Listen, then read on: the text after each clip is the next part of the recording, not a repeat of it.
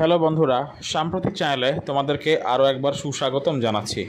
বর্তমানে talk of the town হচ্ছে Russell's viper সাপ। রাসেল ভাইপারের বাংলা নাম হচ্ছে চন্দ্রবরা। এটি একান্তই আমাদের দেশি সাপ।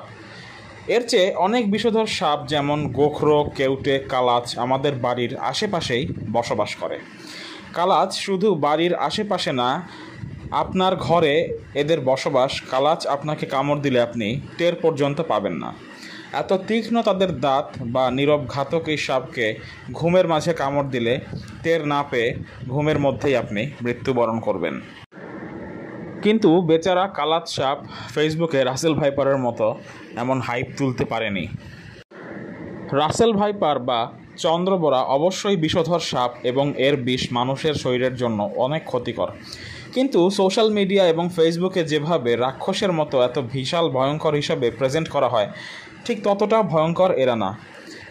এর কোনো পাখা নেই, আপনাকে উড়ে এসে এটি কামড় দিতে পারবে না।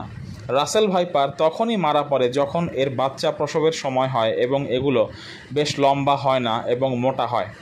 এরা দৌড়ে এসে কামড় দিবে না, কুণ্ডলি পাকিয়ে এক জায়গায় বসে থাকবে। যতক্ষণ পর্যন্ত একজন মানুষ ওই সাপটির সংস্পর্শে যাবে ততক্ষণ পর্যন্ত এই সাপ মানুষকে আঘাত করবে না। এরা 35 থেকে 55টি পর্যন্ত বাচ্চা প্রসব করে। তবে বাচ্চাগুলো বেশিরভাগ সময় বিভিন্ন শিকারীর হাতে মারা পড়ে, অর্থাৎ যে পরিমাণ বাচ্চা জন্ম নেয় তার অর্ধেকের চেয়েও কম বাচ্চা সারভাইভ করে প্রকৃতিতে। রাসেল ভাইপার যেহেতু গ্রাউন্ড স্নেক, তাই জমিতে কাজ করার আগে একজন মানুষের উচিত গামবুট পরিধান করা এবং কোনো সাপ দেখলেই হঠাৎ করেই সেটি মারতে উদ্যত হওয়া যাবে না। কেননা রাসেল ভাইপার এর নামে আমাদের দেশে যে উপকারী সাপগুলো আছে সেগুলোও কিন্তু নির্বিচারে মারা পড়ছে। দারাস সাপ হচ্ছে কৃষকের বন্ধু। এটি সম্পূর্ণ নির্বিষ এবং আমাদের ফসলি জমিতে যে ইঁদুর তৈরি হয়, জন্ম নেয়, সেগুলোকে মেরে ফেলে এই দারাস সাপ। কিন্তু বর্তমানে এই চন্দ্রবোরার হাইপ ওঠার কারণে চন্দ্রবোরা চিহ্নিত না করেই মানুষ বিভিন্ন কৃষকের বন্ধু দারাস, ঘরগিন্নি, ঘরচিতি, জলঢোরা ইত্যাদি সাপকে নির্বিচারে হত্যা করা হচ্ছে। এমনকি আমাদের বর্তমানে প্রকৃতি থেকে হারিয়ে যাচ্ছে বেজি।